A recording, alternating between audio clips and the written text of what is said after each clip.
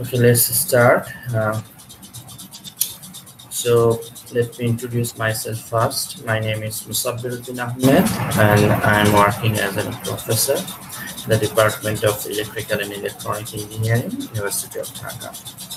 So in this semester, I will take CEC 323 Operating System Design, and this is your section 2.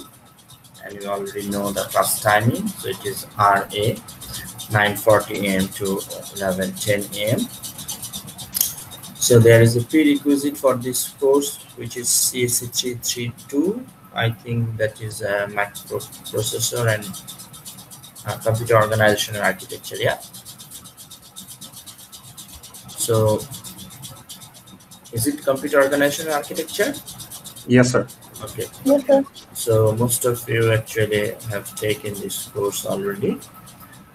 So this is a 3-credit-hour course, and the motivation behind this course is to provide you with an understanding of the basics of operating system, its features and functions. And there are some specific objectives of this course, which is first, compare, analyze, and judge various operating system building blocks, focusing on process management and memory management. So this is the knowledge part that you will learn from this course.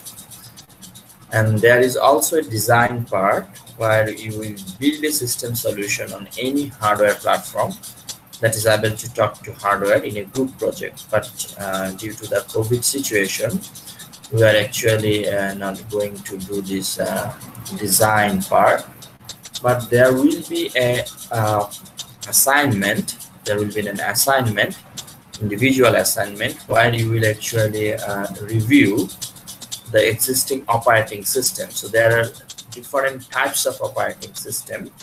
So the project will compromise one specific operating system, but that you will choose whatever operating system. So it may be a desktop operating system, it may be a server operating system, or cloud computer operating system, mobile computer operating system, whatever. And then you need to review that system and submit an individual assessment. Okay?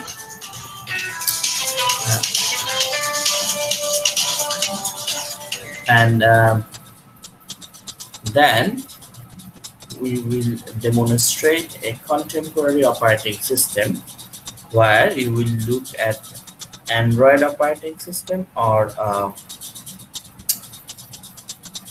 Apple iOS operating system. So we'll actually look both Android and Apple iOS operating system, and that actually forms the contemporary knowledge part of this course. Okay. And this is the course syllabus: operating system design and introduction to the structure of modern operating system. Topics include operating system structure, asynchronism, mutual exclusion, deadlock, monitor, process state transition, interrupts, context switching, storage management for both real and virtual storage, and processor scheduling, multiprocessing, auxiliary storage management, and last but not least, it's network and performance, network and security. So we have a textbook.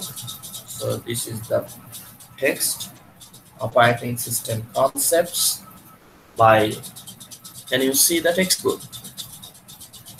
No, sir, it's blurry. No, sir. Now? No, sir. No, sir, it's blurry. Okay, maybe due to that application which blurs my background. Okay, so it's operating system concept. The name is there in the slide. So it is by Silverchurch, Peter Galvin, and Greg Gagne. So I will follow the 10th edition, but in internet you can actually download the 9th edition, which is free. Okay, so there is no basic differences between 9th edition and 10th edition, just there are some rearranging of the chapters. Okay, so if you can just download the 9th edition, that is enough for okay for this course. And there is two other references: Modern Operating Systems and Operating System Design and Implementation by Andrew S. Tannenbaum. If I actually take some topics from this reference, I will provide you the text. Okay, and then there is some unit-wise title, subtitle, learning outcome, and number of classes per unit. So these are actually tentative guideline. Sometimes I may deviate from this tentative title. And now the most important part of this course, which is course evaluation. Okay, so there is a distribution of different heading. So quiz test, that will comprise 15% of your total weightage course evaluation. So I will take 3 quiz, and from that 3, the best 2 will be counted for final grading. Okay, there will be 1 midterm exam, which will comprise 25% of the whole weightage. Final exam will comprise 40% of the whole weightage. There will be an assignment, which is 15%, and attendance 5%. Okay.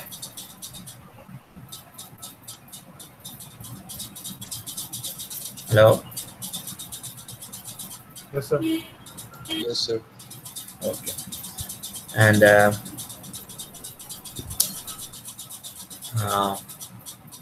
special instructions: students are advised to attend the class regularly and follow the lectures. All course materials will be uploaded, and important notices will be communicated time to time through this Google Classroom. You have already know the class code, and this should be used to enroll into this class. Okay, so let's start from the first chapter, chapter 1, which is basically an overview chapter. So it will cover in a nutshell all the syllabus we will cover afterwards. Okay, so in this chapter, it contains, first of all, what operating systems do. That means the functionality or the responsibility of the operating system. Then we will actually recap some basic concepts that you already know from your organization and architecture course. So computer system organization and architecture. Then we will see operating system structure and operating system operation. Then the main responsibility of the operating system, which is process management, memory management, storage management, protection and security. So we'll see this in some detail here. Then we'll see kernel data structure. So kernel is the part of the operating system which, whenever you start a computer, then the part of the operating system which loads and which actually stays there until you shut down your computer. Okay, and that part of the operating system is known as kernel, actually the core of the operating system.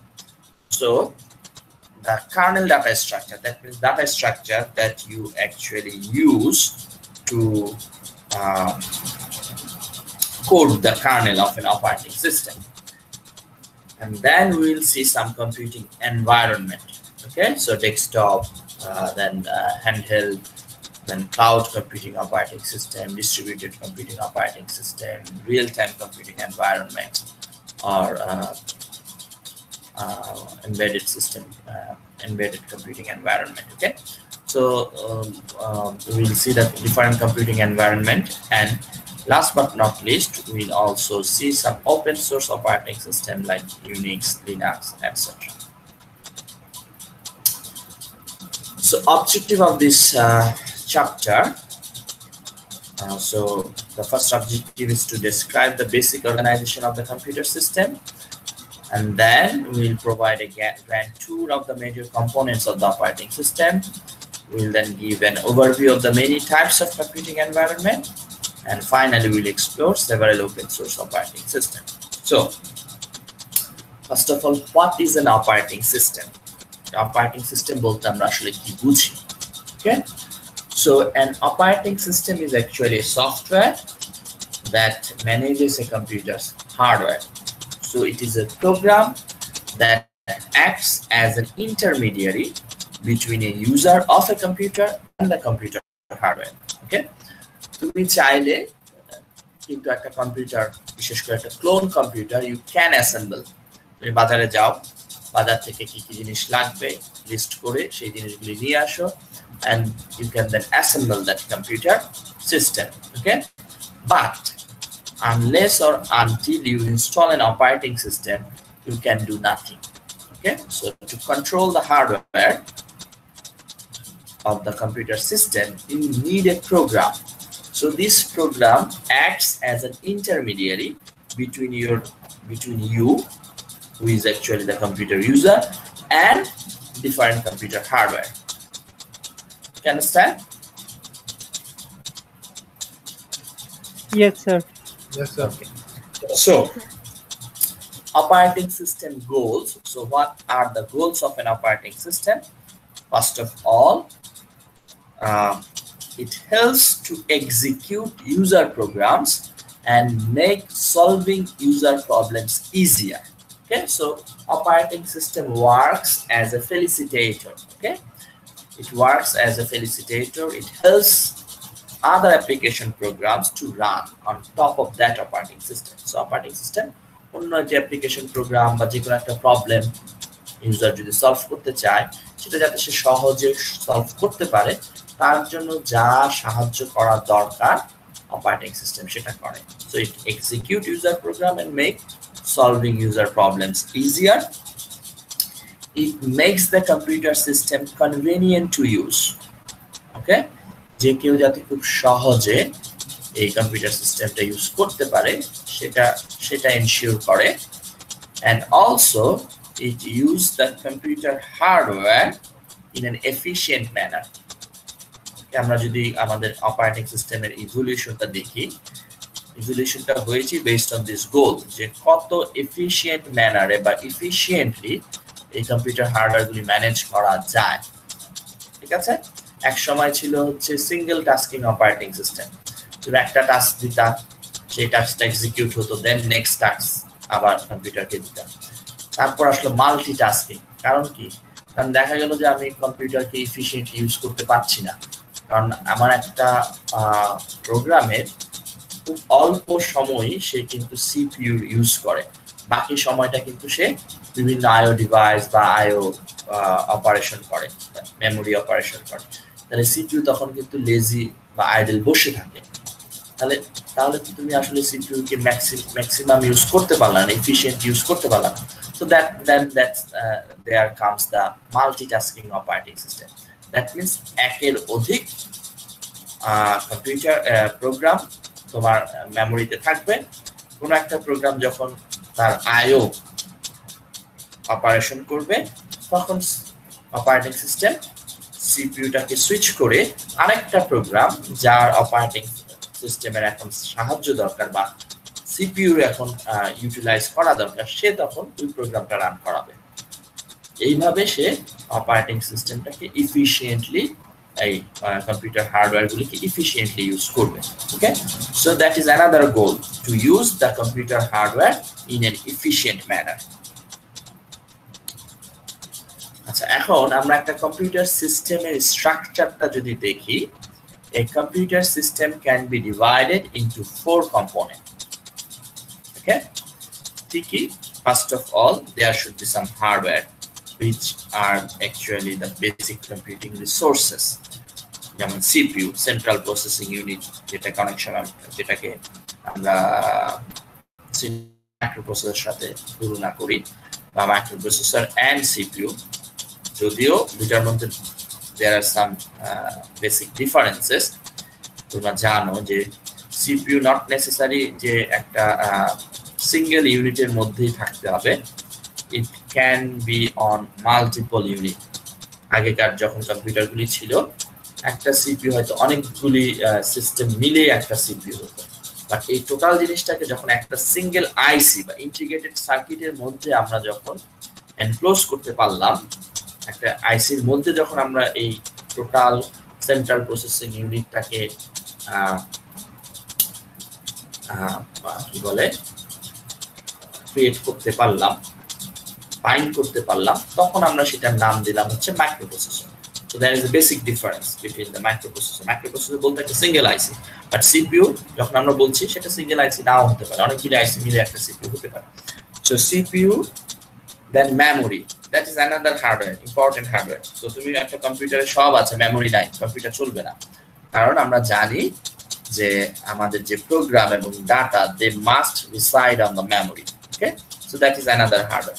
এর বাইরে হচ্ছে আইও devices. So surrounding সাথে যখন একটা computer interface করবা, মানে একটা computer যখন কমিউনিকেট করবে of its surrounding or with its user, it needs some IO devices, input output devices. So input output devices এর মধ্যে কি পড়ে, যেমন ধরো তোমরা কিবোর্ড, মাউস, ঠিক আছে, then scanner, printer, তোমার monitor, these are all IO devices. Okay, so hardware which provides the basic computing resources. Then comes the operating system, so a program which controls and coordinates use of this hardware among various application and user. Third যে component, that is application program. তোমার কম্পিউটারে ধরো হার্ডওয়্যারও আছে, operating সিস্টেমও আছে। শুধু operating system থাকলে কি তুমি সব কাজ করতে পারবা? বেসিক কিছু কাজ করতে পারবা। যেমন তুমি যদি এখন ওয়ার্ড প্রসেসিং করতে চাও, there is a WinWord program or Word program, যেটা দিয়ে তুমি চাইলে বেসিক ওয়ার্ড প্রসেসিং করতে পারবা। কিন্তু তুমি যদি এখন একটু কি বলে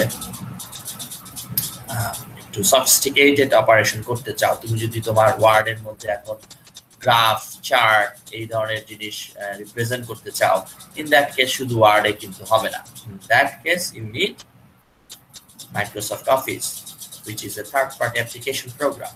Okay, so application program actually define the ways in which the system resources are used to solve the computing problems of the user. যেমন আমরা ওয়ার্ড প্রসেসিং রিলেটেড যদি কোনো প্রবলেম বা কোনো কাজ করতে চাই, we need some word processor, যেমন মাইক্রোসফট অফিসের মাইক্রোসফট ওয়ার্ড আমরা ইউজ করতে পারি, বা ওপেন ডকুমেন্ট আছে, মানে ওপেন সোর্স কিছু থার্ড পার্টি ওয়ার্ড প্রসেসর আছে, সেগুলো আমরা ইউজ করতে পারি। আমি যদি এখন কোনো একটা প্রোগ্রামিং ল্যাঙ্গুয়েজ করতে চাই, উই নিড কম্পাইলার, তাই না? So that is also an application program. এখন আমি যদি ইন্টারনেটে সার্চ করতে চাই, then we need a web browser. So built-in web browser হিসাবে অপারেটিং সিস্টেম উইন্ডোজ তুমি যদি ইনস্টল করো, there is Internet Explorer. But beside that, you also have different other options, like you can use Google Chrome, you can use Opera, you can use Firefox, Mozilla. So these are different web browser. সবাই কি আমার কথা বুঝতে পারছো? Yes, Yes, sir. So these are application program. Then there are database systems. বলো sir, আপনি যে কিছু সব প্রেজেন্ট করবেন না, আমাদের এখানে স্যার কিছু প্রেজেন্ট শো করতেছে না। তোমরা কি কোনো সরি, তোমরা কিছু দেখতে পাচ্ছ না? না sir. No, sir. No, sir. ওকে, সরি।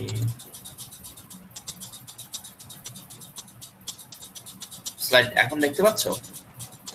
জি স্যার। yes, sir. আচ্ছা, Yes, sir. ওকে, খুব বেশি কিছু না। আমি ফার্স্টে অপারেটিং সিস্টেমের ডেফিনিশনটা দিয়েছি, এন্ড দেন এটা এখন বলছি, সেটা হচ্ছে কম্পিউটার সিস্টেমের structure. Okay, hardware, operating system, and then application program. So application প্রোগ্রামের মধ্যে আমরা বলছি word processor, compiler, web browser, then database system. Database সিস্টেমের ভিতরে যেমন ধরো তোমরা চাইলে এসকিউএল ইউজ করতে পারো, ওরাকল ইউজ করতে পারো, MS Access, Microsoft Access use করতে পারো। These are actually database program or database system. So one type of application program. Then for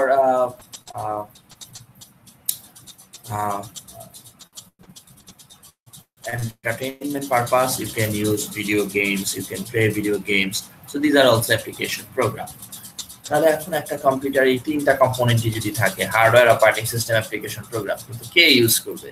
You need the most important component, which is the user. Okay, so user may be people, individual people, or user may be machines or other computer. যেমন আমরা যদি একটা client server আর্কিটেকচারের কথা চিন্তা করি, তাহলে এই ক্ষেত্রে ক্লায়েন্ট কম্পিউটার সার্ভার কম্পিউটারের সাথে কমিউনিকেট করে। ইন দ্যাট কেস এক্ষেত্রে সার্ভার কম্পিউটারের যে সার্ভিস, সেটা সার্ভার কম্পিউটার কাকে প্রোভাইড করে? ক্লায়েন্ট মেশিন বা ক্লায়েন্ট কম্পিউটারকে। এই ক্ষেত্রে ইউজার হচ্ছে client computer. Okay, so this are the 4 component of a computer system.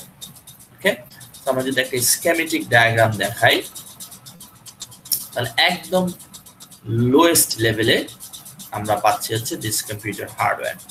দেন এই কম্পিউটার হার্ডওয়্যার এবং different system and application program, তার মধ্যে ইন্টারমিডিয়েরি হিসেবে কাজ করছে operating system. So operating system controls this hardware. It also controls this system on application program, and by controlling and coordinating between these two, it actually serves these users. Okay, so highest level এ হচ্ছে user. সবাই কি আমার কথা বুঝতে পেরেছো? Sir, বলো। Sir আপনার কথার সাথে স্যার একটা ব্যাকগ্রাউন্ড একটা নয়েজ আসতেছে। ব্যাকগ্রাউন্ড নয়েজ আসতেছে? জি স্যার। স্যার প্রবাবলি স্যার কোনো ফ্যানের আওয়াজ স্যার। আচ্ছা, দেখি তাহলে ফ্যানটা বন্ধ করে। জি স্যার, এখন বন্ধ হয়েছে স্যার। তাই? আচ্ছা, এবার ঠিক আছে? Yes, sir. জি স্যার। Yes, sir. জি স্যার। ওকে, এখন আমরা যেটা দেখব সেটা হচ্ছে what operating systems do. Operating system কি করে? What is the functionalities of N operating system. এখন এটার উত্তর যদি তুমি দিতে চাও যে হোয়াট অপারেটিং সিস্টেমস ডু, উত্তর হচ্ছে it depends on the point of view. Okay, so view point, যে তুমি কিভাবে অপারেটিং সিস্টেমটাকে দেখছো। So there are 2 view points, একটা হচ্ছে ইউজার পয়েন্ট অফ ভিউ, একটা হচ্ছে সিস্টেমস পয়েন্ট অফ ভিউ। তাহলে ইউজার পয়েন্টস অফ ভিউ থেকে যদি আমরা দেখি, what user wants from the operating system. User want convenience, ease of use, and good performance. এই তিনটা জিনিস ইউজার চায় একটা অপারেটিং সিস্টেমের কাছ থেকে। The user actually don't care about the resource utilization. Okay, so operating system কিভাবে resource utilise করছে, কম্পিউটিং রিসোর্স, সেটা নিয়ে ইউজারের মাথা ব্যথা নাই। ইউজার শুধু দেখে যে তার পারফরমেন্সটা ভালো হচ্ছে কিনা। সে তোমার যে অপারেটিং সিস্টেম, যেমন ধরো অনেক ক্ষেত্রেই এই যে গ্রাফিক্যাল ইউজার ইন্টারফেস আমরা বলি না, গুই, এই গুই ভিত্তিক অপারেটিং সিস্টেমগুলি পপুলারাইজ হওয়ার মেইন কারণ কি? কারণ ইটস ইজি টু ইউজ। কারণ এটা মাউস ক্লিক, পোক, এগুলোর উপর ভিত্তি করে। এখানে তোমার কমান্ড মুখস্থ রাখতে হচ্ছে না। Okay, so ease of use or convenience to operate. Okay, so user point of view থেকে দেখলে operating system should be convenient, easy of use, and provide good performance to the user. Okay, user don't care about resource utilization. এখন খেয়াল করে দেখো, এটা হচ্ছে basic functionalities of an operating system from user's point of view. এখন তোমার যদি single user operating system না হয়, মাল্টি ইউজার অপারেটিং সিস্টেম হয়, যেমন ধরো তুমি একটা মেইন ফ্রেম কম্পিউটার ইউজ করছো, তাহলে মেইন ফ্রেম কম্পিউটারে কি হয়? বেসিক্যালি একটা মেইন ফ্রেম মাইক্রোপ্রসেসর বা একটা সিপিইউ থাকে ব্যাক এন্ডে, ফ্রন্ট এন্ডে থাকে হচ্ছে কি অনেকগুলি টার্মিনাল কি একটা মনিটর থাকবে, একটা কিবোর্ড থাকবে, একটা মাউস থাকবে, আর কিছু না। তার মানে ধরো 5টা টার্মিনাল যদি সামনে থাকে, 5টা ইউজারই আসলে একটা সিপিইউ বা একটা কম্পিউটারের সাথে কানেক্টেড। সবাই আমার কথা বুঝতে পারছো? জি স্যার।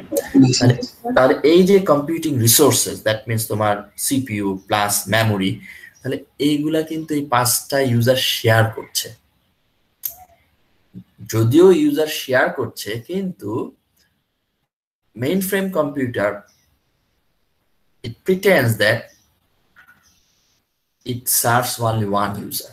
ওকে, তার মানে তাকে কিন্তু এই 5টা ইউজারকে সমানভাবে স্যাটিসফাই করতে হবে। এমন যদি হয় যে 3 নম্বর ইউজারকে সে বেশি তার কম্পিউটিং রিসোর্স প্রোভাইড করছে, বাকি ইউজাররা বসে আছে, তাহলে কিন্তু সেই অপারেটিং সিস্টেম আমার ইউজার পছন্দ করবে না। তার মানে যে বেসিক যে 3টা ফাংশনালিটি আমরা বললাম, তার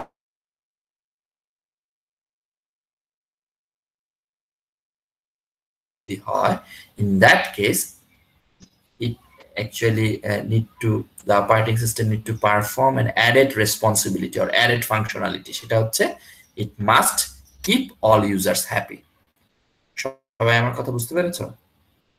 Yes sir. Yes sir. Similarly, আমার যদি একটা ডেডিকেটেড সিস্টেম থাকে, একটা ওয়ার্ক স্টেশন, তাহলে তার যেই অপারেটিং সিস্টেমের যেই রেসপন্সিবিলিটি বা functionality, but nowadays every computer system is connected to the internet. Okay, এবং from the internet they actually access some server. ওকে, যেমন ওয়েব সার্ভার, তুমি যদি কোনো একটা ওয়েব পেজ দেখতে চাও, তাহলে সেই ওয়েব পেজটা যেই সার্ভারে হোস্টেড, সেই সার্ভার আসলে তুমি অ্যাক্সেস করছো। তার মানে সামহাউ তুমি কোনো না কোনো সার্ভারের সাথে কানেক্টেড। ওকে, এবং এক্ষেত্রে you actually frequently share resources from those server. তাহলে এক্ষেত্রে সার্ভার অপারেটিং সিস্টেমকে দেখো, on top of this basic functionality, ওই সার্ভার অপারেটিং সিস্টেমকে এখন ক্লায়েন্টদেরকে সার্ভিস প্রোভাইড করতে হবে। That is the another added responsibility or functionality.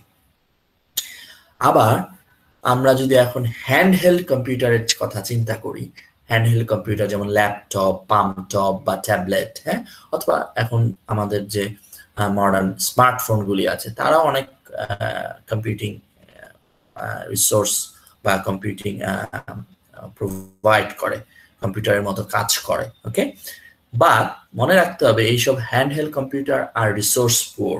একটা ডেস্কটপ কম্পিউটারে তুমি যেই সিপিইউ অ্যাড করো বা যেই সিপিইউ ইউজ করো, একটা পাম্পটপ বা একটা ট্যাবলেটে তুমি কিন্তু সেই একই সিপিইউ ইউজ করো না, কারণ palmtop, laptop, this actually use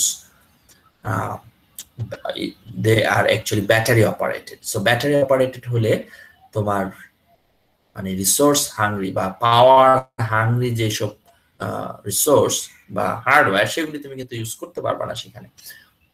এবং তোমার এই হ্যান্ডহেল্ড কম্পিউটারের যে অপারেটিং সিস্টেম থাকবে, তাকে অ্যাডেড রেসপন্সিবিলিটি হিসাবে কিন্তু কি করতে হবে, পাওয়ার ম্যানেজমেন্ট, যাতে এই যে ব্যাটারি 3 ঘন্টা 2 ঘন্টা যেই সাপোর্টটাই দেখ, ওইখানে তোমাকে এনশিওর করতে হবে তোমার যে প্রোগ্রামগুলি রান করছে, কোনো একটা প্রোগ্রাম যেটা বেশি ব্যাটারি ড্রেইন করছে, এরকম যাতে না হয়।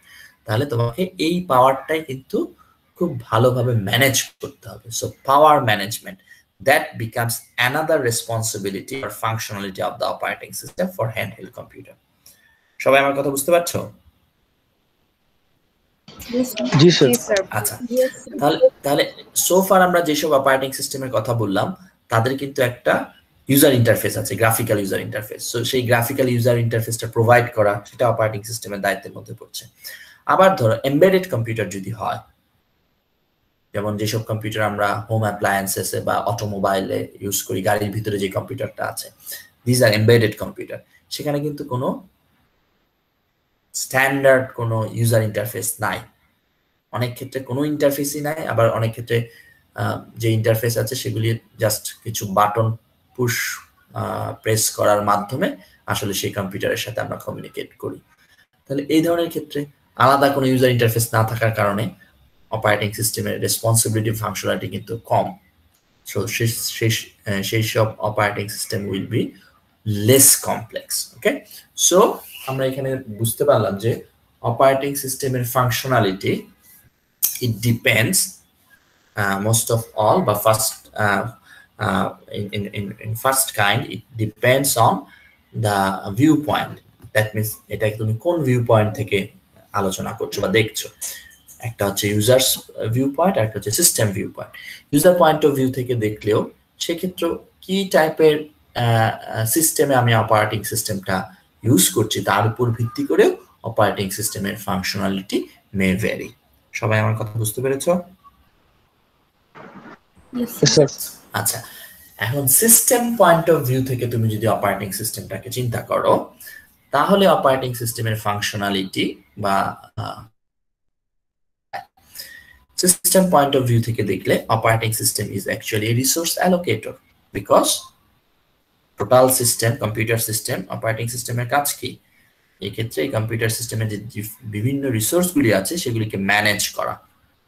ঠিক আছে, সিপিইউ একটা রিসোর্স, আইও ডিভাইসগুলি একটা রিসোর্স, মেমোরি একটা রিসোর্স, এগুলিকে ম্যানেজ করা। So it manages all resources. It also decides between conflicting requests for efficient and fair resource use. তাহলে রিসোর্স তোমার ফিক্সড, কিন্তু তোমার অ্যাপ্লিকেশন অনেক, ইউজার অনেক, তাহলে সেই ক্ষেত্রে তোমাকে কোনো একটা অ্যাপ্লিকেশন যাতে সব রিসোর্স একাই ইউজ করতে না পারে, অথবা সব রিসোর্স একা ধরে রাখতে না পারে, হোল্ড করে রাখতে না পারে, সেটা তোমাকে এনশিওর করতে হবে। ফেয়ার যাতে ইউজ হয়, এই রিসোর্সের ইউজটা যাতে ফেয়ার হয়, মানে সবাই যাতে তার সমান ভাগটা পায়, এবং এখানে যাতে কোনো ধরনের কনফ্লিক্টিং রিকোয়েস্ট অ্যারাইজ না করে। যেমন একটা তোমার যদি এখন কিবোর্ড থাকে, একটা কিবোর্ড তো অ্যাট এ টাইম একটা অ্যাপ্লিকেশনই অ্যাক্সেস করতে পারবে। দুইটা অ্যাপ্লিকেশন যদি অ্যাক্সেস করতে চায় তুমি একই সাথে সেটা দিতে পারবে না। সো এই যে কোঅর্ডিনেশনটা বা এই যে ডিসিশন নেওয়াটা, এগুলি হচ্ছে অপারেটিং সিস্টেমের ফাংশনালিটির মধ্যে পড়বে। এবং সিস্টেম পয়েন্ট অফ ভিউ থেকে দেখলে আমরা বলবো operating system is a resource allocator. And second, operating system is a control program because it controls execution of programs to prevent error and improper use of the computer.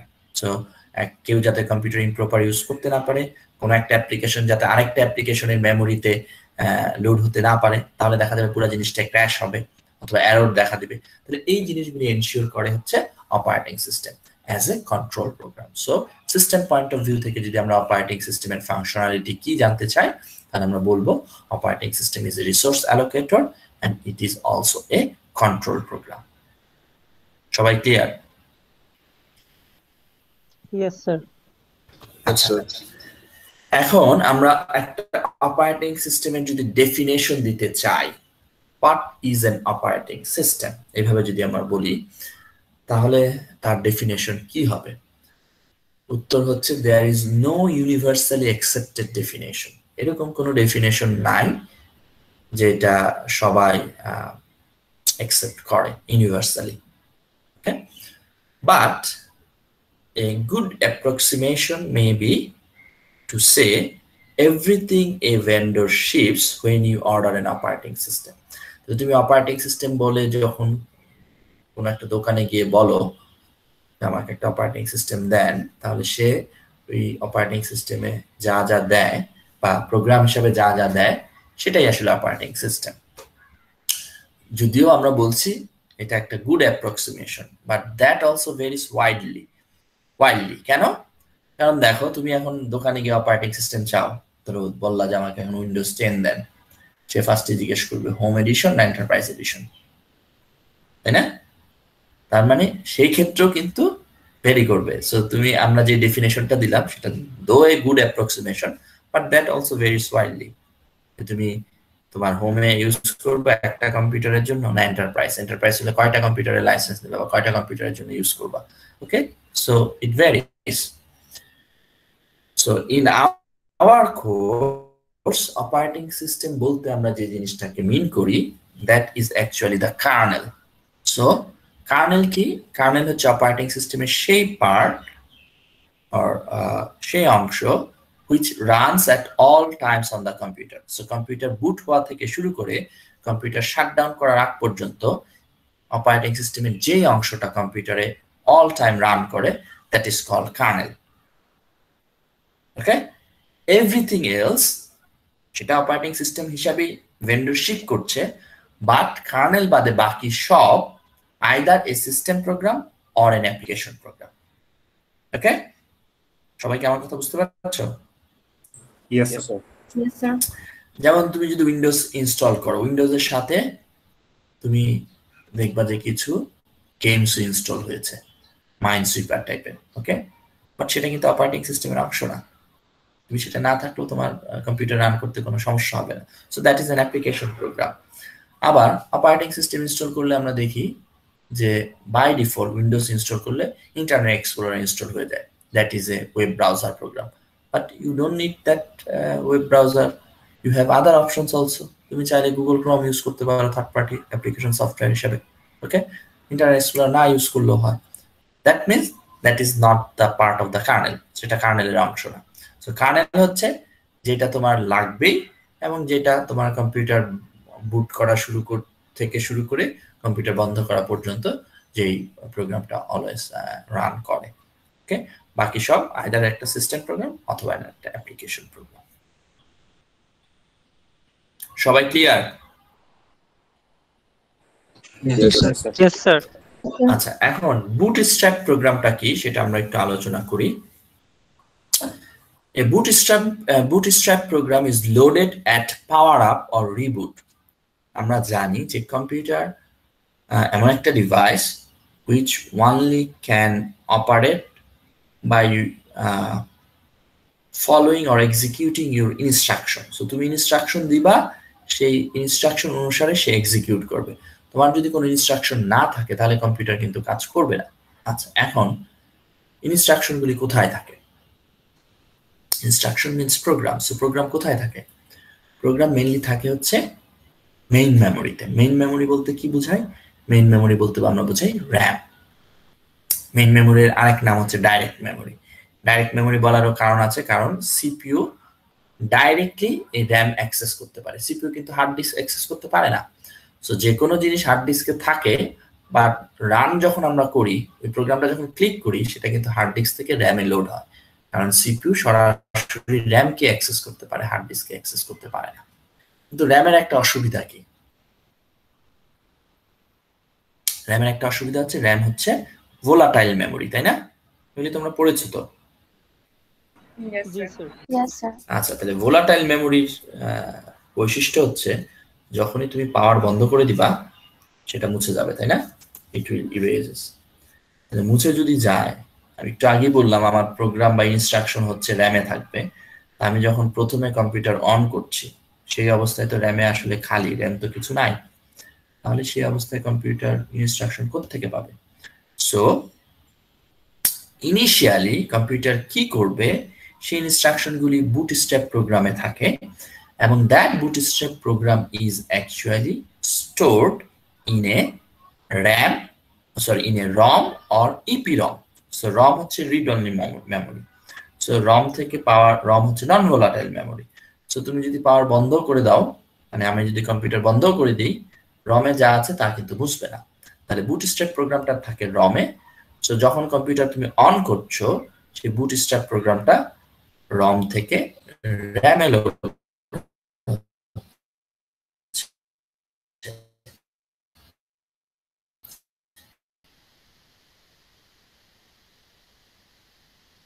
র্যামে load সে কি করছে, সে ফার্স্টে হচ্ছে তোমার র্যামে load হওয়ার আগে সে এটাকে র্যামের location গুলি, রম ঠিক আছে কিনা, পোর্ট গুলি সব ঠিক আছে কিনা, এগুলি সে ফার্স্টে স্ক্যান করে, চেক করে, ইনিশিয়ালাইজ করে। After that it actually loads this bootstrap program into the RAM. Then bootstrap program কি করে, সে তখন হার্ড ডিস্ক থেকে আমার যে অপারেটিং সিস্টেম তার যে কার্নেলটা সেইটাকে র্যামে লোড করে। And once the operating system is in the RAM, it will take the control of the whole system. Okay, so bootstrap program is loaded at power up or reboot, and it is typically stored in ROM or EPROM, generally known as firmware. This program initializes all aspects of a system, and then it loads the operating system kernel, and then it starts execution. Shall I clear? Sir, Yes, sir. Sir লাস্টের যে স্লাইডটা, সেখানে sir র্যামে যখন load করা হয় রম থেকে, এরপরের পয়েন্টটা sir বুঝিনি, মানে কিভাবে কার্নেলকে স্টার্ট করা হয়? কার্নেল হচ্ছে হার্ড ডিস্কের যে মাস্টার বুট রেকর্ড, সেখানে বলা থাকে যে তোমার কার্নেল বা অপারেটিং সিস্টেম কোনটা তুমি ইউজ করছো, সেটা কোন লোকেশনে আছে, সেখান থেকে সে তখন র্যামের কার্নেলটাকে লোড করে। Okay sir. ওকে, এবং একবার যখন র্যামের কার্নেলটা লোড হয়ে গেল, দেন অপারেটিং সিস্টেমটা লোড হলো। আর অপারেটিং সিস্টেম র্যামের লোড হওয়া মানেই হচ্ছে এখন পুরা সিস্টেমের কর্তৃত্ব বা কন্ট্রোলটা চলে গেল অপারেটিং সিস্টেমের কাছে। অপারেটিং সিস্টেম এখন সবকিছু কন্ট্রোল করবে। Okay sir. আচ্ছা, কম্পিউটার সিস্টেম বলো। স্যার আমার একটা কোশ্চেন ছিল। হ্যাঁ স্যার অনেক সময় আমরা যখন মানে ধরেন একটা ক্রোম চালাচ্ছি, হঠাৎ করে পিসিটা বন্ধ হয়ে গেল কারেন্ট চলে যাওয়ার কারণে বা কোনো প্রবলেমের কারণে, যখন পিসিটা আবার রিওপেন করি আমরা, তখন আমরা দেখি যে রিস্টোর পেজ, মানে পেজগুলো কি আমরা রিস্টোর করতে চাই কিনা। তো এটা কি স্যার ইপি রোম বা রোমের থেকে আমরা পাই? না, এটা ইপি রোম থেকে না, এটা হচ্ছে তোমার ওই যেই প্রোগ্রামটা তোমার ধরো লাস্ট মোমেন্টে বন্ধ হওয়ার আগে যে প্রোগ্রামটা চলছিল, ধরো গুগল ক্রোমের কথা তুমি যেটা বললা, হ্যাঁ, তো গুগল ক্রোম বন্ধ হওয়ার আগে, মানে এই শাটডাউনটা তো হওয়ার সময় যদিও আমাদের কাছে মনে হচ্ছে যে 1 সেকেন্ডের মধ্যে শাটডাউন হয়ে গেল, কারেন্ট চলে গেল, কিন্তু ওই 1 সেকেন্ড সময় কিন্তু কম্পিউটারের জন্য অনেক। সে তখন সেভ করে, ওকে, সো হার্ড ডিস্কে সে সেভ করে যে লাস্ট পেজ কোনগুলি ভিউ করছিল, ওকে, এবং নেক্সট টাইম যখন তুমি আবার ওই গুগল ক্রোম লোড করলা, তখন সে দেখায় যে তুমি ওই সেভ পেজগুলি থেকে আবার লোড করতে চাও নাকি অন্য পেজ, বুঝতে পারছো? ফলে তো সে হার্ড ডিস্ক থেকে তখন সেটা আবার লোড করতে পারে। এটা অপারেটিং সিস্টেম না, অপারেটিং সিস্টেম লোড হবে, দেন তুমি গুগল ক্রোম আবার ক্লিক করবা, সেই প্রোগ্রামটা লোড হবে, তখন সেই অপশনটা দেখাবে। আমরা যেটা বলছিলাম সেটা হচ্ছে অপারেটিং সিস্টেমের ক্ষেত্রে, যে অপারেটিং সিস্টেম কিভাবে ইনিশিয়ালি লোড হয় বা রিবুটের সময় লোড হয়। আচ্ছা আচ্ছা, এরপর যেটা আমরা এখানে আলোচনা করব সেটা হচ্ছে কম্পিউটার সিস্টেম অর্গানাইজেশন। আমরা অলরেডি বললাম যে একটা কম্পিউটার সিস্টেম অপারেশন করতে হলে you need one or more CPU and then memory and also some device controller. So device controller actually connect through the common bus, এটাকে আমরা বলি সিস্টেম বাস। তো সিস্টেম বাসের মাধ্যমে সবাই কমিউনিকেট করে, এই সিপিইউ বলো, মেমোরি বলো, বিভিন্ন আইও ডিভাইসগুলি বলো, তারা একটা সিস্টেম বাসের মাধ্যমে কমিউনিকেট করে। এবং আমরা তোমরা পড়ে আসছো বা জানো যে সিস্টেম বাসকে আবার আমরা 3 ভাগে ভাগ করতে পারি, অ্যাড্রেস বাস, ডাটা বাস, আর একটা কেন বলি কন্ট্রোল বাস। সো অ্যাড্রেস বাসে হচ্ছে তুমি মেমোরি বা আইও ডিভাইস কোনটাকে অ্যাড্রেস করতে চাচ্ছ, অ্যাক্সেস করতে চাচ্ছ, সেই অ্যাড্রেসটা অ্যাড্রেস বাসে দেওয়া হয়। দেন ওই অ্যাড্রেস বাসে অ্যাড্রেস দিলে ওই লোকেশন বা ওই ডিভাইস থেকে ডাটাটা তখন সিপিইউতে আসে। আর কন্ট্রোল বাসের মাধ্যমে ডাটা বাস হচ্ছে বাই ডিরেকশনাল, দুই দিকেই হতে পারে, সিপিইউ থেকে ডিভাইসের দিকে বা ডিভাইস থেকে সিপিইউর দিকে।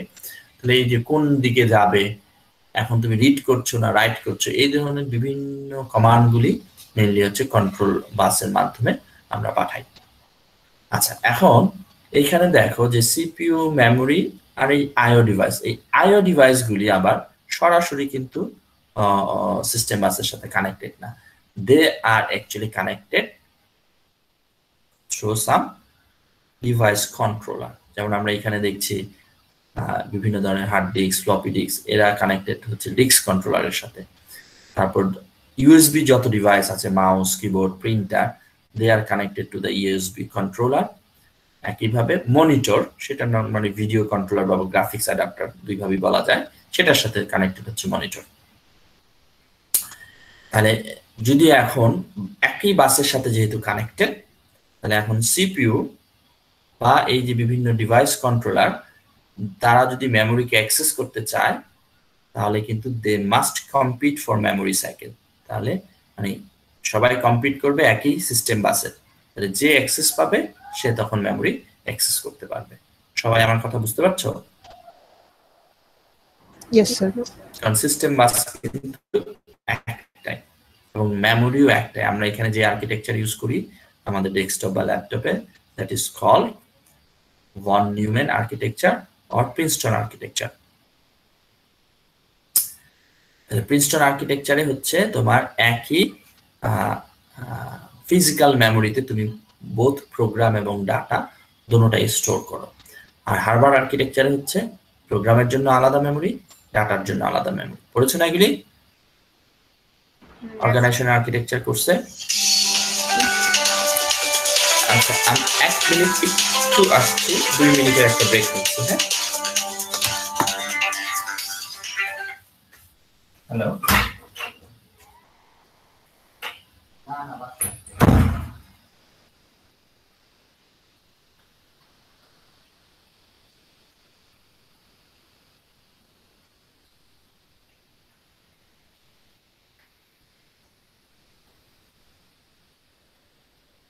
অ্যাটেন্ডেন্স কি না হয়েছে? Not yet.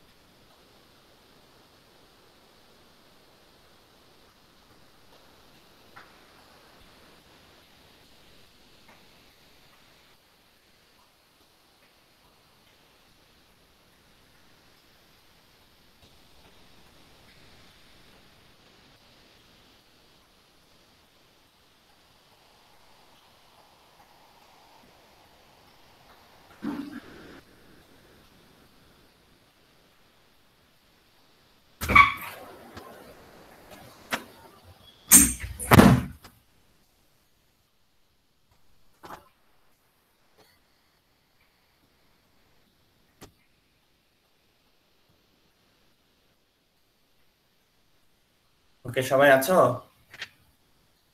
G sir, Yes, আছি। sir. জি স্যার। আচ্ছা, যেটা বলছিলাম,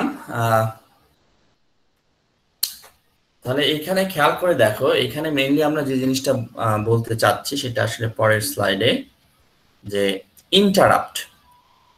এই যে আইও ডিভাইসগুলি আছে, এই আইও ডিভাইস এবং CPU, they actually can operate concurrently. Okay, so IO devices and the CPU can execute concurrently. Each device controller is in charge of a particular device type. Okay, যেমন আমরা দেখলাম যে ইউএসবি যে ডিভাইসগুলি, সেগুলির জন্য USB device controller, disk controller হচ্ছে hard disk, floppy disk বা এই টাইপের ডিভাইসগুলির জন্য। ওকে, এবং এই প্রত্যেকটা device controller has a local buffer. Buffer means some temporary storage. Okay, তাহলে প্রত্যেকটা ডিভাইস কন্ট্রোলারের মধ্যে কিছু টেম্পোরারি স্টোরেজের অপশন আছে। each device controller has a local buffer, and CPU moves data from or to the main memory to or from this local buffer. ওকে, তাহলে খেয়াল করে দেখো CPU কিন্তু তোমার এই লোকাল বাফার থেকে ডাটা মেমোরিতে মুভ করায়, বা CPU নিজে যদি নিতে চায় সিপিইউর ভিতরে, তাহলে এই লোকাল বাফার থেকে ডাটাটা আসবে। আর এই যে ডিভাইসগুলি তারা কিন্তু এই কন্ট্রোলারের সাথে কানেক্টেড। আমরা যখন বলি যে একটা আইও অপারেশন, ইনপুট আউটপুট অপারেশন, যেমন ধরো কিবোর্ড থেকে তুমি কোনো কিবোর্ডে তুমি কোনো কি ধরো প্রেস করলা বা কিবোর্ডে কিছু টাইপ করলা, ইনিশিয়ালি সেই ক্যারেক্টারগুলি কিন্তু স্টোর হয় কোথায়? এই ইউএসবি কন্ট্রোলারের যে লোকাল বাফার বা স্টোরেজ এরিয়া আছে সেখানে। এবং এই কিবোর্ড থেকে এই লোকাল বাফার পর্যন্ত এই ট্রান্সমিশনটাকে আমরা বলছি আইও অপারেশন। যখন এই কিবোর্ড থেকে লোকাল বাফারের ট্রান্সমিশনটা শেষ হবে, আইও অপারেশনটা শেষ হবে, this device controller will actually poke this CPU or notify this CPU by a interrupt. Okay, CPU যখন ইন্টারাপ্টটা পাবে, দেন CPU will decide, ওকে আমি ওই ডিভাইস কন্ট্রোলারের লোকাল বাফার থেকে এখন ডাটা বা প্রোগ্রামকে আমি কি মেমোরিতে নিব নাকি আমি সিপিইউতে নিব। It will decide and then it will do accordingly. সবাই আমার কথা বুঝতে পারছো? তাহলে এই জিনিসটাই আমরা বলছি যে আইও বা input output operation is actually from the device to the local buffer of the controller, not the main memory. এমন না যে এখান থেকে কিবোর্ড থেকে সরাসরি মেমোরিতে যাবে এবং এইটাকে আমরা আইও বলি। আইও আমরা সেটাকে বলি না, আইও বলি কোনটাকে? কিবোর্ড থেকে লোকাল বাফার পর্যন্ত, এই অংশটাই হচ্ছে আইও। ওকে, and device controller actually informs the CPU that it has finished its operation by causing an interrupt. Okay, তাহলে দেখো ইন্টারাপ্ট যদি আমরা এখন বলি, what is an interrupt? Interrupt কি? নরমালি একটা প্রোগ্রাম কিভাবে রান করে তোমরা জানো যে সিপিইউর মধ্যে প্রোগ্রাম কাউন্টার বা আইপি, ইনস্ট্রাকশন পয়েন্টার বলে একটা রেজিস্টার আছে 8086 এ, এটাকে আইপি বলি আমরা। হ্যালো, সবাই কি শুনছো? Yes, sir. তাহলে এই ইনস্ট্রাকশন পয়েন্টার বা প্রোগ্রাম কাউন্টারে মেইনলি হচ্ছে তুমি কোন ইনস্ট্রাকশনটা নেক্সট এক্সিকিউট করবা সেটার অ্যাড্রেসটা থাকে আইপিতে। সো আইপির অ্যাড্রেসটা যায়, দেন মেমোরির ওই লোকেশন থেকে ইনস্ট্রাকশনটা সিপিইউতে আসে, ইনস্ট্রাকশন ফেচ হয়, দেন আইপি আবার কিন্তু অটোমেটিক্যালি ইনক্রিমেন্ট করে, এক বেড়ে যায়। দ্যাট মিনস যে ইনস্ট্রাকশনটা এখন সিপিইউতে আছে সেটা এক্সিকিউট হয়ে গেলে নেক্সট, তার মানে তার ঠিক পরের সিকোয়েন্সিয়ালি ওই মেমোরি ঠিক পরের লোকেশনের ইনস্ট্রাকশনটা আবার সিপিইউতে আসবে, দেন দ্যাট উইল বি এক্সিকিউটেড। এইভাবে কিন্তু একটা প্রোগ্রাম সিকোয়েন্সিয়ালি আমরা এক্সিকিউট করি। আচ্ছা, এখন সিকোয়েন্সিয়ালি কোনো একটা প্রোগ্রাম এক্সিকিউট করছো, এই অবস্থায় কোনো একটা ডিভাইস, একটা হার্ডওয়্যার অর কোনো একটা অ্যাপ্লিকেশন, একটা সফটওয়্যার সিপিইউ বা অপারেটিং সিস্টেমকে ইন্টারাপ্ট করতে পারে। তাহলে ইন্টারাপ্ট করলে, ইন্টারাপ্ট করা মানে সে একটা সার্ভিস চাচ্ছে, তাই তো, সিপিইউর কাছে বা অপারেটিং সিস্টেমের কাছে। তখন সিপিইউ বা অপারেটিং সিস্টেম কি করবে? তাকে সার্ভিসটা প্রোভাইড করবে। সার্ভিসটা আসলে একটা, সেটাও একটা প্রোগ্রামে বলা থাকে যে কি প্রোভাইড করতে হবে। এই ইন্টারাপ্ট করলে সিপিইউ বা অপারেটিং সিস্টেম কি করবে? So that is another program, সেটাও মেমোরির ধরো অ্যানাদার একটা লোকেশনে আছে।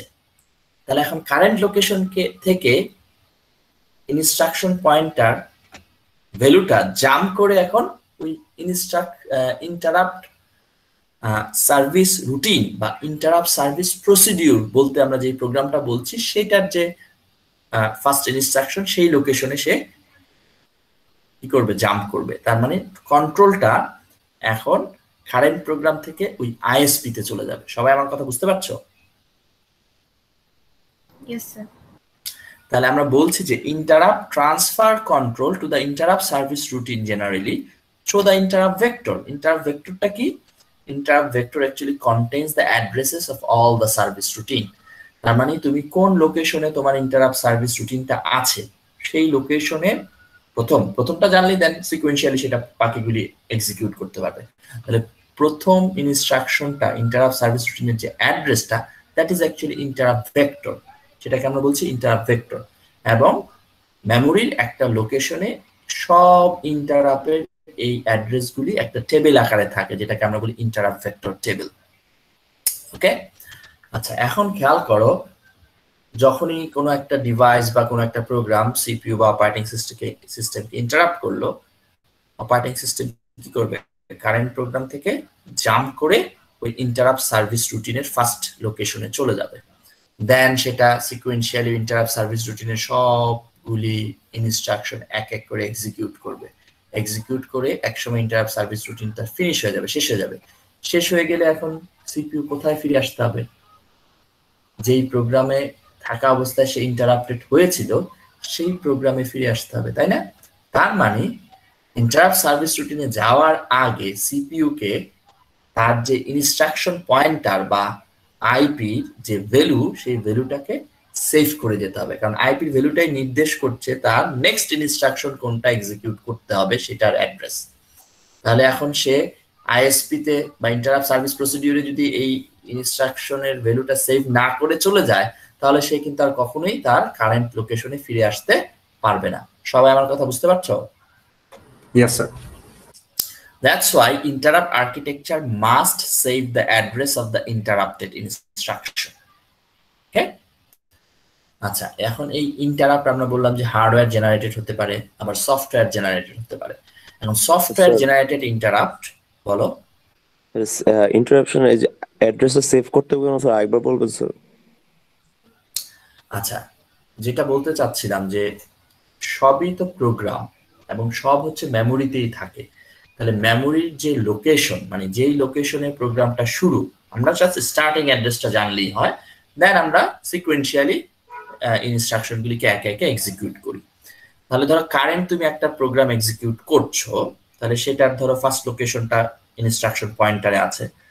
তাহলে সিপিইউ কি করবে, ইনস্ট্রাকশন পয়েন্টার থেকে অ্যাড্রেস বাসে অ্যাড্রেসটা পাঠাবে, ইনস্ট্রাকশন পয়েন্টারের ভ্যালুটা, দেন মেমোরির ওই লোকেশন থেকে ইনস্ট্রাকশনটা সিপিইউতে চলে আসবে, দেন সিপিইউ সেটা এক্সিকিউট করবে। In the mean time instruction pointer কিন্তু এক বেড়ে যাবে, তার মানে নেক্সট কোন লোকেশন থেকে ইনস্ট্রাকশন এক্সিকিউট করবে সেটা নির্দেশ করছে এখন ইনস্ট্রাকশন পয়েন্টারের ভ্যালু। তাহলে এইভাবে ইনস্ট্রাকশন পয়েন্টার একে একে বাড়ে, আর আমরা সিকোয়েন্সিয়ালি মেমোরিতে কোনো একটা প্রোগ্রাম এক্সিকিউট করি। এখন কোনো একটা প্রোগ্রাম রান করছে, এই অবস্থায় যদি কোনো একটা ইন্টারাপ্ট আসে, তখন কি হবে? সিপিইউ কি করবে,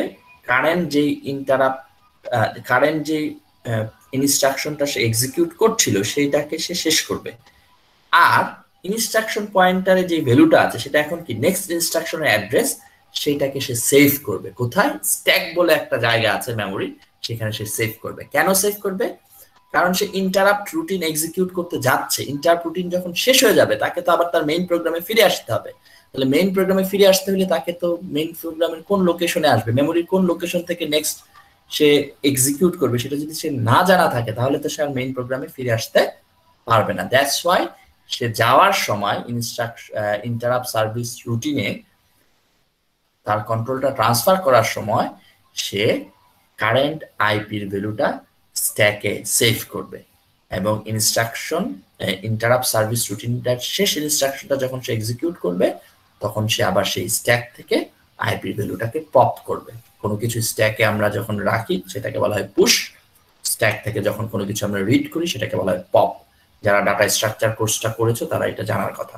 ওকে, তাহলে interrupt architecture must save this address of the interrupted instruction. Interrupted instruction মানে যে ইনস্ট্রাকশনটা এক্সিকিউট করার সময় কোনো একটা ডিভাইস বা কোনো একটা অ্যাপ্লিকেশন সিপিইউ বা অপারেটিং সিস্টেমকে ইন্টারাপ্ট করেছিল, সেটাকে আমরা বলছি interrupted instruction.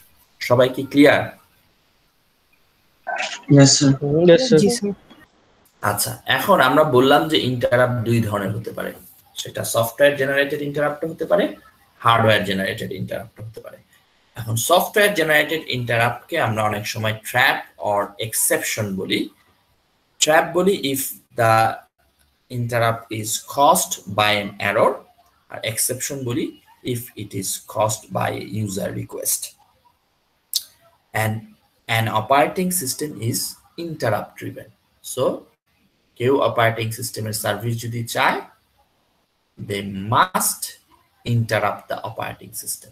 Operating system based on that interrupt তখন সে ওই সার্ভিসটা প্রোভাইড করে। আচ্ছা, এখন অপারেটিং সিস্টেম কিভাবে ইন্টারাপ্ট হ্যান্ডেল করে, যে কেউ কোনো একটা ডিভাইস বা কোনো একটা অ্যাপ্লিকেশন যদি অপারেটিং সিস্টেমকে ইন্টারাপ্ট করে, how the operating system handles that interrupt. First of all, the operating system preserves the state of the CPU by storing the registers and the program counter. তাহলে কোনো একটা সিপিইউর state actually defined by its register. তাহলে একটা সিপিইউতে কয়টা register থাকে? আমরা যদি 8086 সিপিইউর কথা চিন্তা করি বা মাইক্রোপ্রসেসরের কথা চিন্তা করি, 8086 হ্যাজ 14 16 বিট রেজিস্টার, 14টা রেজিস্টার আছে 8086 এ, এবং ওই রেজিস্টারের ভ্যালুগুলি সিপিইউর কারেন্ট স্টেটটাকে ডিফাইন করে।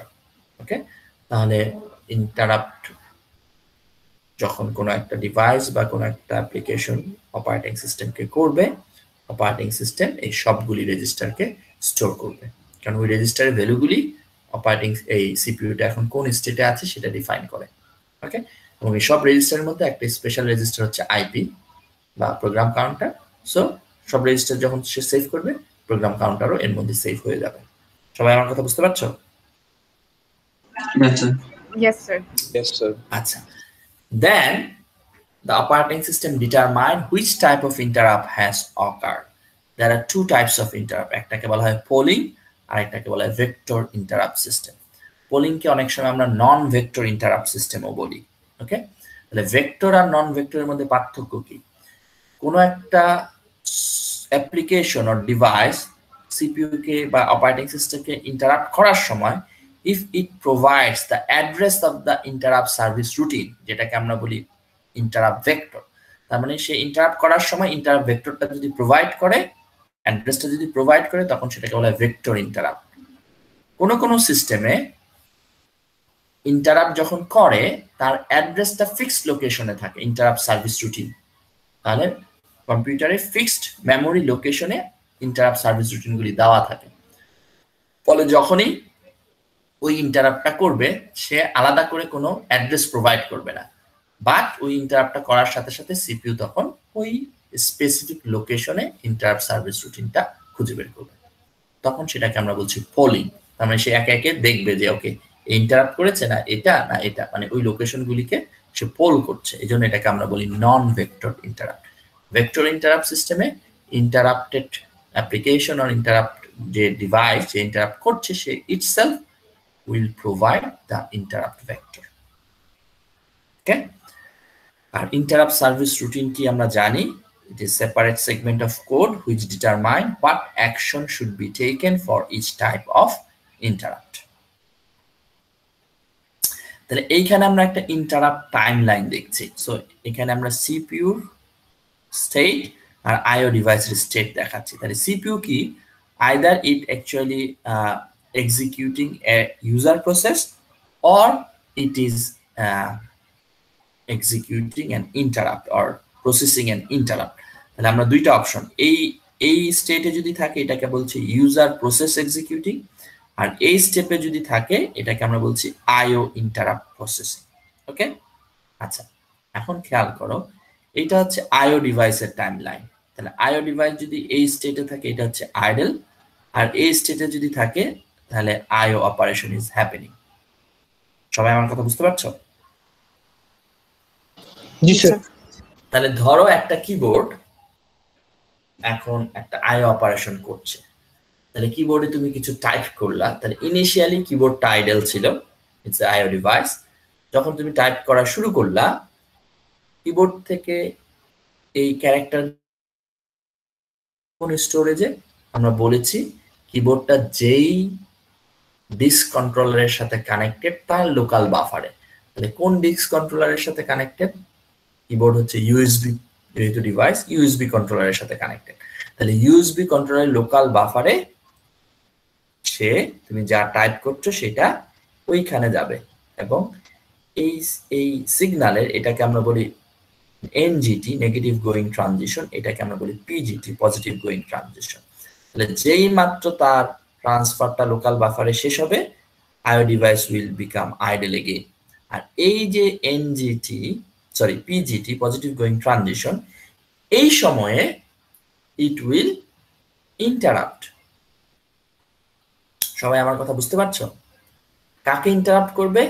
সিপিইউ কে। তাহলে সিপিইউ ধরো ওই সময় কোনো একটা ইউজার প্রসেস এক্সিকিউট করছিল, যেই মাত্র সে ইন্টারাপ্টেড হলো সে কিছু সময় নেবে, এতটুকু পরে সাথে সাথে সে ইন্টারাপ্ট কিন্তু প্রসেস করবে না। এই সময়টা কিসের জন্য লাগবে?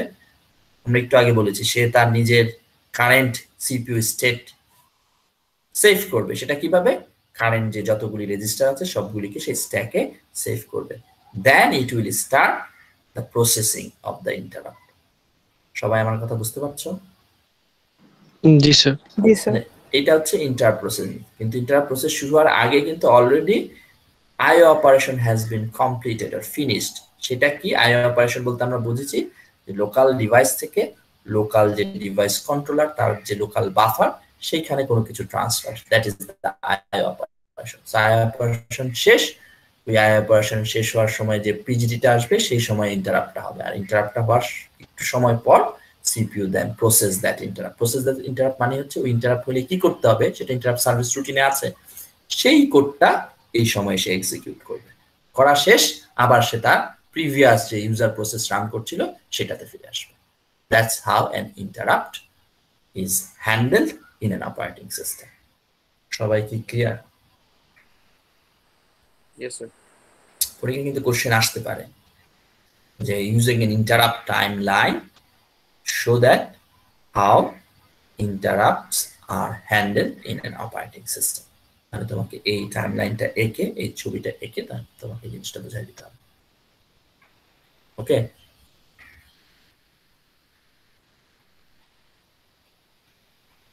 সবাই কি বুঝতে পেরেছো? জি স্যার। জি স্যার। জি স্যার। আমার একটা কোশ্চেন ছিল স্যার। বলো। স্যার ট্রান্সফারের পরে যখন স্যার কিছু সময় নেয়, তারপরে তো ইন্টারাপ্টের কাজটা শুরু করে সিপিইউ। স্যার তখন ট্রান্সফারটা যখন জি স্যার, ট্রান্সফারটা যখন শেষ হয় এই পিজিটির সময় ইন্টারাপ্টটা হয়। জি বাট স্যার। ইন্টারাপ্টটা যখন হইলো, এই যে পিজিটিটা যে ডিটেক্ট করলো, সিপিইউ সাথে সাথে কিন্তু সে প্রসেস করা শুরু করবে না, একটা সময় পরে কিছুটা ডিলে হবে। এই ডিলেটা হচ্ছে কারণ ওই সময় সে তার স্টেটটাকে সেভ করবে and then it will start the processing of the interrupt. Okay sir. Sir, processing মানে হচ্ছে ইন্টারাপ্ট সার্ভিস রুটিনটা এক্সিকিউট করা। হ্যাঁ বলো। সরি স্যার, আমাদের হ্যাঁ। যে ইন্টারাপ্টের টাইমিংটা, এটা কি আমার আইও ডিভাইসের যে ট্রান্সফার ডাটা ট্রান্সফার যে টাইমটা আছে ওটার উপর ডিপেন্ড করে কোনোভাবে? এই যে এই অংশটা, এটা আসলে হ্যাঁ কতটুকু ডাটা তার উপর নির্ভর করে। দেখো কখনো এটা বড়, এখানে আবার কম, তার মানে এখানে ট্রান্সফারটা তো অল্প একটু হয়েছে, ঠিক আছে? এটা ফিক্স না, এটা জাস্ট একটা অ্যাজাম্পশন। এবং এখানে দুইটা আলাদা আলাদা ইন্টারভাল দেখে বোঝানো হইলো যে it's not fixed, it depends on the application or depends on the volume of the data transmission, যে কতটুকু তুমি ট্রান্সফার করবা আইও ডিভাইস থেকে তোমার লোকাল বাফার পর্যন্ত, সেটার উপর ভিত্তি করে সময়টা বেশি কম হতে পারে। স্যার আরেকটা কোশ্চেন ছিল যে আমাদের ইভেন ইন্টারাপ্ট প্রসেসিং টাইমটাও দেখো, কোনো আইএসপি বা ইন্টারাপ্ট সার্ভিস প্রসিডিউরের জন্য কম, কোনোটার জন্য বেশি সময় লাগছে, তাই না? ইট ডিপেন্ডস যে তোমার আইএসপি বা ইন্টারাপ্ট সার্ভিস প্রসিডিউরটা কতটুকু বড় বা ছোট তার। হ্যাঁ আরেকটা কি বলো? স্যার মানে এইটা আমি কোশ্চেন করতাম অ্যাকচুয়ালি যে আচ্ছা আচ্ছা আচ্ছা, হ্যাঁ হ্যাঁ, মানে আইও অপারেশন সেটাও ভেরি করতে পারে, আবার আইও প্রসেসিং যেটা মানে ইন্টারাপ্ট সার্ভিস প্রসিডিউর, সেটার লেন্থও ভেরি করতে পারে। এই জন্য এখানে ফিক্স না কোনো, ঠিক আছে? স্যার তাহলে কি আমার সিপিইউ এক্সিকিউশন টাইমটা কি তাহলে স্যার ডিপেন্ড করতেছে এগুলোর উপরে? সিপিইউ এক্সিকিউশন টাইম তো সিপিইউ সাইকেল তো ফিক্সড, এটা নির্ভর করছে তোমার ক্লক রেট কত তার উপর।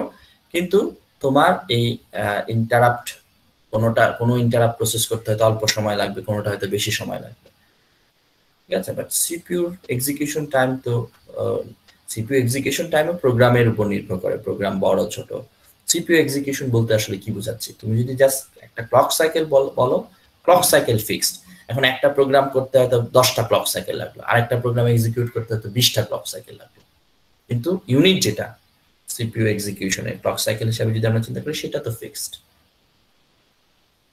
কোনো একটা কম্পিউটার পার সেকেন্ডে কতগুলি ইনস্ট্রাকশন এক্সিকিউট করতে পারবে সেটাও ফিক্সড। ঠিক আছে, কেউ হয়তো 1 লাখ, কেউ হয়তো মানে আমরা মিলিয়ন ইনস্ট্রাকশন পার সেকেন্ড বলি, MIPS। তাহলে সেটা যে কোনো একটা প্রসেসরের জন্য সেটা ফিক্সড যে এটা এত পারে। কিন্তু এখন ওইটার উপর ভিত্তি করে তোমার কোনো প্রোগ্রাম ছোট, কোনো প্রোগ্রাম বেশি, সেই হিসাবে কোনোটা কম সময় লাগবে, কোনোটা বেশি সময় লাগবে। ওকে okay sir.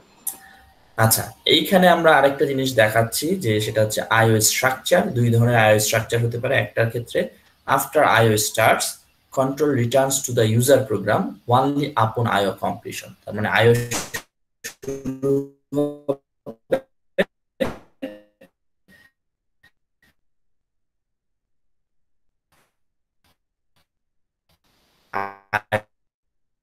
Programme IO completion শেষ হবে, দেন কন্ট্রোলটা আবার ইউজার প্রোগ্রামের কাছে ফিরে আসবে, যেটা আমরা একটু আগে দেখি। সেক্ষেত্রে এই সিস্টেম কল বলে একটা জিনিস আমরা পরবর্তীতে দেখব। So request to the operating system to allow user to wait for IO completion. তার মানে এটা সরাসরি অপারেটিং সিস্টেম কন্ট্রোল করছে না, সেটা তখন কন্ট্রোল করে হচ্ছে সিস্টেম কল বলে। আমরা দেখবো ডিটেলসে পরবর্তীতে চ্যাপ্টার 2-তে, one type of function. So সেই ফাংশনগুলি তখন এই জিনিসটাকে হ্যান্ডেল করে। আচ্ছা, এরপর আমরা যে জিনিসটা একটু আলোচনা করব সেটা হচ্ছে storage definition and notation review. তোমরা অলরেডি জানো যে the basic unit for computer storage is bit, which is actually concatenation of two word binary digit, binary b ডিজিটের IT মিলে বিট আমরা কনক্যাটেনেট করে তৈরি করা হয়েছে, এবং that is actually the basic unit of computer storage. তুমি যে কোনো কিছু in terms of bit or in terms of some combination or collection of bits আমরা রিপ্রেজেন্ট করি। এই যে আমরা ডকুমেন্ট বলছি, একটা লেটার বলি, একটা থিসিস রিপোর্ট বলি, in computer all are the combination of zeros and ones. আমরা যদি একটা ছবি চিন্তা করি, ইমেজ, একটা ভিডিও চিন্তা করি, everything in computer is nothing but a collection of zeros and ones. ওকে, আচ্ছা, এখন যদিও আমরা বলছি computer storage basic unit হচ্ছে bit, but in most computer the smallest convenient chunk of storage is 8-bit or a byte. Okay, for example, most computers don't have an instruction to move a bit, but they do have one to move a byte. তাহলে তুমি এক location থেকে আরেক লোকেশনে একটা করে bit transfer করার কোনো ইনস্ট্রাকশন কম্পিউটারে নাই, কিন্তু বাইট ট্রান্সফার করতে পারো। আমি যদি বলি মুভ AL, BL, তাহলে BL রেজিস্টার থেকে এক বাইট তুমি AL রেজিস্টারে ট্রান্সফার করতে পারবে। ওকে, a less common term is word, which is a given computer architecture's native unit of data. Okay, so a word is made up of one or more byte. It depends on the architecture. So suppose a computer that has 64-bit register and 64-bit memory typically has 64-bit or 8-byte word. তার মানে তুমি 64-bit আর্কিটেকচারের ক্ষেত্রে যদি তুমি বলো what is the word size, that is 64-bit. আবার 8086 which is 16-bit architecture, 16-bit microprocessor, সেক্ষেত্রে তুমি যদি বলো what is the word size of an 8086 computer system, সেক্ষেত্রে word size হচ্ছে 16।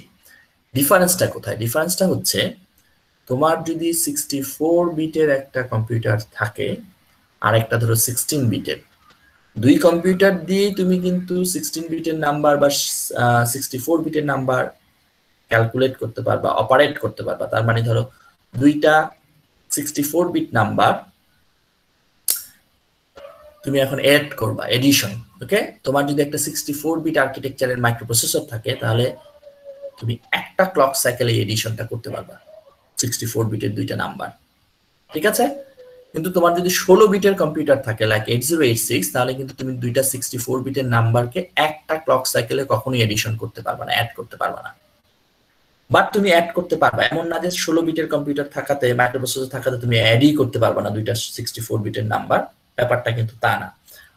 You need more time.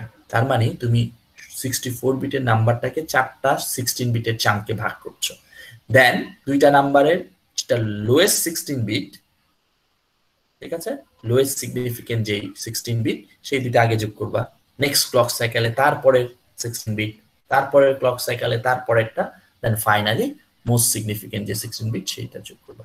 তার মানে তুমি দুইটা 64 বিটের নাম্বার 16 বিটের আর্কিটেকচার বা 16 বিটের মাইক্রোপ্রসেসর যোগ করতে পারবা, but you need 4 clock cycle. কিন্তু তোমার যদি একটা 64 বিটের মাইক্রোপ্রসেসর থাকে, you just need 1 clock cycle. সবাই কি ক্লিয়ার? জি স্যার। জি স্যার। আচ্ছা, নেক্সট আমরা এখানে যে জিনিসটা আলোচনা করছি, some suffix we used for measuring bytes, যেমন kilobyte, megabyte, gigabyte, terabyte, petabyte. Okay, so normally kilo সাফিক্সটা আমরা ইউজ করি to denote 1000, okay, 10 to the power 3, but computer, binary কম্পিউটারের সব হচ্ছে বাইনারি সিস্টেম, সো 2 এর পাওয়ার হিসাবে হয়। তাহলে 2 এর পাওয়ার কোনটা যেটা সবচেয়ে ক্লোজ টু 1000? আমরা যদি দেখি যে 2 এর পাওয়ার যদি 9 নেই, দ্যাট ইজ 512, 512, সেটা 1000 থেকে অনেক কম। আবার যদি 2 এর পাওয়ার 11 নেই, দ্যাট ইজ 2048, 1000 এর চেয়ে অনেক বেশি। So 2 to the power 10 যদি নেই, that is 1024, which is most close to the 1000. That's why kilo আমরা ইউজ করছি। বাট মাথায় রাখতে হবে, in storage this kilo is actually more than 1000, which is 1024.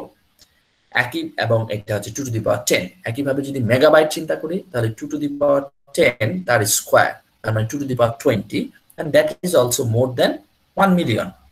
Normally mega মানে 1 million, একইভাবে গিগা মানে 1 billion, but in storage application that is more than that. ওকে, কারণ ওই যে 24টা বাইট যে বেশি, 24 এই বেশিটাই স্কোয়ার করে করে প্রতিটাতে তখন বেশি হতে থাকে। আচ্ছা, দ্বিতীয় যে জিনিসটা তোমাদের মাথায় রাখতে হবে সেটা হচ্ছে যে স্টোরেজ অ্যাপ্লিকেশনে অলওয়েজ আমরা ইউজ করি বড় হাতের B, capital B, which means byte. তার মানে তোমাকে যদি বলে যে তোমার হার্ড ডিস্কের সাইজ কত, তুমি বললা 2 টেরাবাইট, বি ফর বাইট, তার মানে 2 টেরা, which means 2 to the power 40। এটা হচ্ছে 10, এটা 20, জিবি হচ্ছে 30, 2 টেরা হচ্ছে 2 to the power 40। তার মানে তোমার হার্ড ডিস্কে 2 to the power 40টা লোকেশন আছে, প্রতিটা লোকেশনে তুমি 1 বাইট করে স্টোর করতে পারো। That's why you can store 2 terabyte information or data. সবাই আমার কথা বুঝতে পারছো? জি স্যার। জি স্যার। দেন হচ্ছে petabyte, PB, okay, 2 to the power 50। এরপরেও একটা আছে যেটা আমরা বলি এক্সাবাইট, 2 to the power 60। তারপরে এখনো কোনো সাফিক্স কি বলে পয়েন্ট করা হয় নাই, যখন হবে তখন তোমরা জানবা। আচ্ছা, দ্বিতীয় আরেকটা জিনিস মাথায় রাখবা যে স্টোরেজে যেটাকে আমরা বলছি বাইট, নেটওয়ার্কিং বা নেটওয়ার্কিং মেজারমেন্ট, যেখানে আমরা স্পিড মেজার করি কোনো, যেমন ধরো আমি এখন ইন্টারনেটে কানেক্টেড, আমি বললাম যে আমি একটা ব্রডব্যান্ড ইউজ করি, আমার এটার স্পিড কত, আমি বললাম 20 Mbps। এখানে যে বিটা আমি ইউজ করবো সেটা কিন্তু small letter B, because it means megabit per second, not byte per second. কারণ যদিও আমি স্টোর করছি একটা character as a 8 bit chunk byte, কিন্তু এটা যখন আমি ট্রান্সমিট করব, আমি ট্রান্সমিট করি হচ্ছে সিরিয়ালি। তার মানে 8টা বিট তুমি একটা ক্লক সাইকেলে পাঠাতে পারবে না, 8টা বিট পাঠাবা তুমি সিরিয়ালি, ফার্স্টে প্রথম বিটটা, তারপর দ্বিতীয়টা, তৃতীয়টা, এইভাবে করে। তার মানে 8টা ক্লক সাইকেল লাগবে। That's why networking measurement are exception of this general rule, they are given in bits because network move data a bit at time. সবাই কি clear? Yes sir. Yes sir. Sir. আচ্ছা, সবাই যদি clear হো, আজকে আমরা এখানেই শেষ করছি। এখান থেকে আবার শুরু করব, তার আগে আমরা তোমার অ্যাটেন্ডেন্স একটু দিয়ে দেই। স্যার একটা কোশ্চেন ছিল, জাস্ট সিম্পল। বলো বলো বলো স্যার, সাম এনিহাউ যদি আমার একটা প্রোগ্রাম, যদি আমি এক্স এক্সাম্পল ধরি যে মাইক্রোসফট ওয়ার্ড আমি টাইপ করতেছি, বাট আমি সেভ না করেই ইট ক্র্যাশেস, বাট ক্যাশ করার পরে যখন আবার সে রিস্টোর হয়ে থাকে, তো ওই যে আমি যতটুকু টাইপ করছি ওইটা কোন মেমোরিতে সেভ হয়, র্যাম মেমোরিতে নাকি আমার হার্ড ডিস্কে? আর আমি তো হার্ড ডিস্কে সেভ করি নি, তো হার্ড ডিস্কে হার্ড ডিস্কে র্যামে কিছু সেভ করে, এটা বন্ধ হওয়ার আগেই আমাদের কাছে মনে হচ্ছে পাওয়ার, আমি করি নাই কিন্তু আমার এই যে ওয়ার্ডের মধ্যে অটো সেভ অপশনটা এনাবেল করা আছে এবং সে ওই 5 সেকেন্ড পর পরই তুমি যা টাইপ করলে সেটা সে সেভ করে রাখে, বুঝতে পারছো? ফলে তুমি লাস্ট যেটা টাইপ করেছো সেটা 5 সেকেন্ড আগ পর্যন্ত সবকিছু তুমি ওখানে ফিরে পাবা। একমাত্র যেটা লাস্ট মিনিটে হয়তো যে ওয়ার্ডটা টাইপ করছো সেটা হয়তো থাকবে, বুঝতে পারছো? Okay sir. হ্যালো, জি স্যার, বুঝতে পেরেছি। আচ্ছা ঠিক আছে, তাহলে আমরা অ্যাটেন্ডেন্সটা দেখি। মোহাম্মদ জুবাইর আহমেদ, মোহাম্মদ জুবাইর আহমেদ আছো? নাই। Sakib bin Sarwar? Present sir. Sakib. Rahma Akter? Yes sir. Rahma Akter Bithi? Yes sir. Dibyajyoti Saha? Present sir. Sir আছি sir. Dibyajyoti Saha? Sir okay. Sadia Afrin? Present sir. Mohammad Ragib Shahriar? Ragib Shahriar? Nafis Khan? Present sir. কেউ কি চ্যাট বক্সে কিছু দিয়েছো?